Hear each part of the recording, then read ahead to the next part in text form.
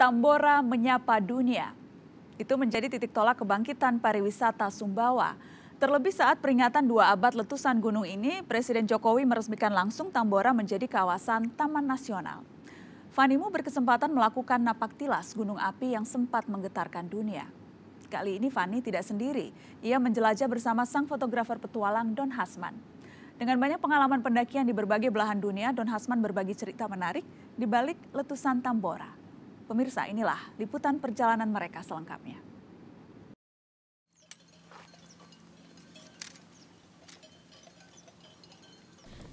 Inilah Tambora, gunung api yang berada di Nusa Tenggara Barat. Di balik keindahan pemandangan yang saya nikmati ini, letusan terdahsyat terjadi 2 abad silam. Tambora melontarkan abu dan debu vulkanik hingga menyeberang pulau ribuan kilometer. Dengan kekuatan letusan berskala 7, erupsi menelan 100.000 korban jiwa. Tujuan saya di lokasi bersejarah ini adalah napak tilas. Namun saya tidak sendiri. Bersama seorang kawan lama, kami akan mendaki Gunung Tambora.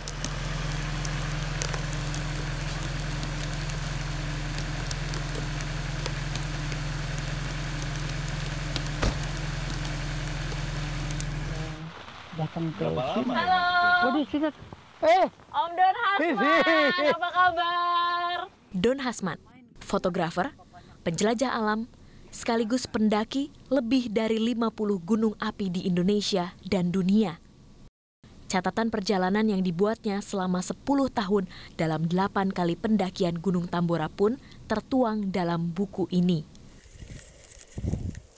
Don bukanlah satu-satunya yang gemar mendaki gunung berkaldera ini. Ia akan membawa sejumlah rekannya yang sudah naik turun Tambora berkali-kali. Saya merasa beruntung akan menjelajah bersama para pendaki berpengalaman ini. Masih Fanimu? Masih, lama nggak jumpa kita ya, lama nggak traveling bareng. Om udah lama nungguin? Ya enggak sih, nungguin hujan juga. Nungguin hujan, iya. Ya gerimis begini, ini juga Bung Wakibur ini. Oh iya. Ini perkenalkan. Halo, ini Bung Wakibur, Fani. Orang yang 8 kali masuk kaldera. Wow. Nah, ini Ismi, Fani. itu dari Sumedang, itu Kli, itu Sumoro Hadi, dan itu dokumentator kami. Ya, Rey. Wah, berempat ya? 5. Berlima. Gimana nih Om, kita kan planning rencana mau menaiki Gunung Tambora sekarang, tapi karena hujan. Gimana ya, tetap tapi naik mau nggak ya? mau mesti jalan non. Ini perbekalan semua sudah lengkap ya? Sudah lengkap teman-teman? Oke, kita langsung aja ke sana ya. Untuk kira-kira 3-4 hari ini. Oke, siap. Makasih banyak. Aduh. Ya, mudah-mudahan kita selamat, apa yang kita mau tuju itu kesampaian, Pak. Amin. Oke. Iya, kita kumandangkan yang kita akan capai. Iya, Pak Rijon. Tosnya apa nih, Ya, haha. Tambora menyapa dunia. Oh. Hey! Mari. Oke.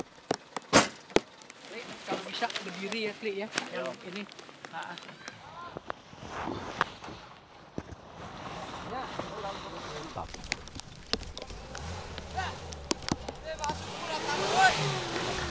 Dari 7 jalur pendakian yang lazim digunakan untuk menggapai pucuk Tambora, 5 diantaranya menjadi rute favorit, yakni rute barat melalui Desa Pancasila, rute utara dari Desa Kawindatoi, jalur Piong di sisi timur, serta jalur Doropeti.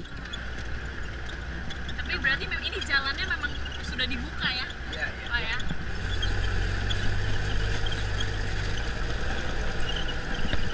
Kami memilih memulai perjalanan dari Doroncanga yang berada di selatan Gunung Tambora. Dari titik ini, kami akan menuju ke pos 3, pos terakhir sebelum pendakian ke puncak Tambora. Dengan kendaraan, waktu tempuh diperkirakan sekitar 4 jam perjalanan. Saat kami melintasi padang savana, Sisa kejayaan kuda Sumbawa pada zaman Hindia Belanda masih dapat ditemui. Akhirnya, saya bisa menatap langsung ikon yang menjadi salah satu sumber penghasilan penduduk Sumbawa. Pak Talo, Om Dron, ini pemandangan yang memang cukup sering dijumpai ya untuk melewati jalur savana ini? Iya. Dan ini kita lihat kuda-kuda liar itu rasanya hidup damai sekali dengan alam lingkungannya, karena di sinilah mereka bisa hidup bebas dan bisa mencari merumput itu dengan nyaman. Serba cukup. Iya, sekitar 25 ekor ya, Om. Ekor yang ini mah kelompok kecil ini. Ini kuda yang sama untuk Pak Cojaro ya, Bisa, Bapak? bisa. Iya, ya, betul. Tapi di sini dijadikan mahar juga tidak seperti di Sumba? Nah, kayaknya enggak. Sini memang khusus untuk diternak, dibesarkan gitu. Kalau sudah itu ada sebagian nanti yang terpilih itu yang turunan rasnya baik itu sebagai kuda pacu. Jadi ini yang namanya kuda liar, Iya. Sumbawa. Iya. Susu kuda liar dari mereka juga ya? Iya, betul. Kapan-kapan harus coba nih, Om. Asik juga tuh. Boleh coba.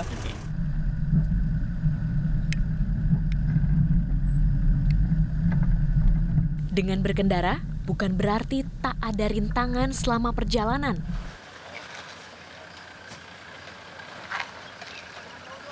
Kami melalui jalur dengan kondisi tanah yang basah akibat hujan.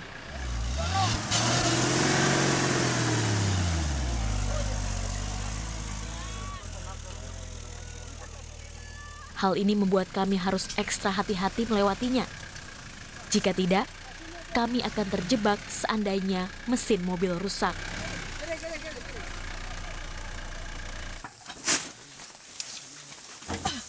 Waduh.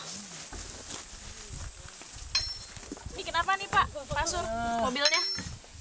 Ini baut anunya, pemegang pemegang kampas anunya, cakramnya. Cakramnya. Kerasa ya pada saat tadi Lepas, ya. nyetir? Ada bunyi-bunyi tadi. Oke, ini dibongkar dulu nih berarti. Kita dipasang, kemudian belajar pasang.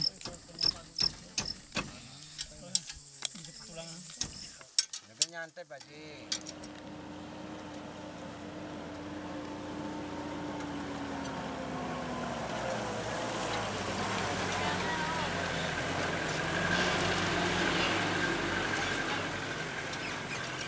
Satu setengah jam kemudian, kami berhasil tiba di pos 2. Di ketinggian ini, saya dapat melihat perbedaan vegetasi dari titik awal keberangkatan. Kami memutuskan untuk beristirahat sejenak untuk menikmati pemandangan padang rumput yang dipenuhi tumbuhan jenis perdu.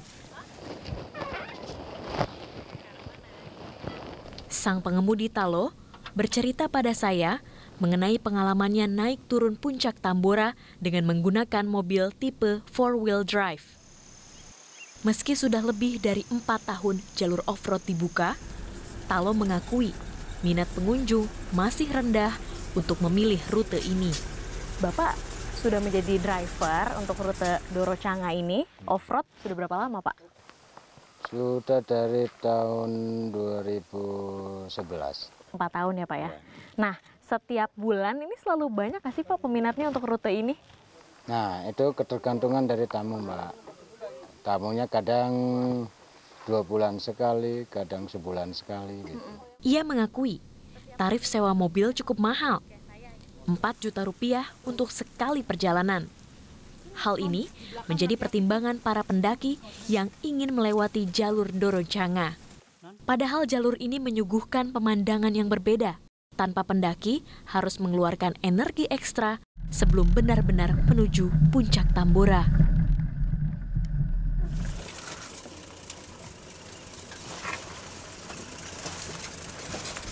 Setiap tamunya itu misalnya 1 kali trip kayak saya gitu. Biasanya sekitar berapa orang? Biasanya mereka datang tuh 6 orang sama barang-barangnya gitu. Paling banyak berapa orang? Paling banyak 8 orang. Yang paling banyak dari mana tuh asalnya?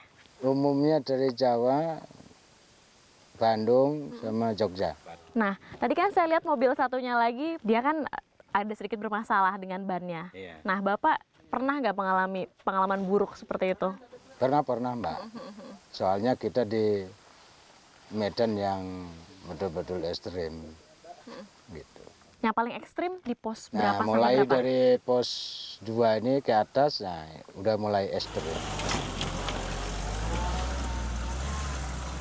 Kami pun melanjutkan perjalanan menuju ke pos 3. Idealnya, perjalanan menuju pos terakhir akan menghabiskan waktu sekitar 2 jam jika lancar tanpa hambatan apapun. Namun, kami melalui medan ekstrim yang sempat kami bicarakan sebelumnya. Mobil yang kami tumpangi terpaksa harus berhenti akibat gangguan pada mesin. Jan, oh Jan, buka kap tuh. Buka kap lagi.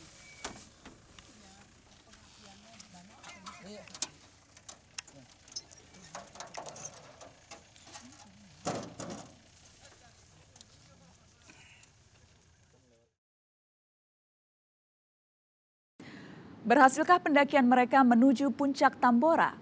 Sesaat lagi di 360.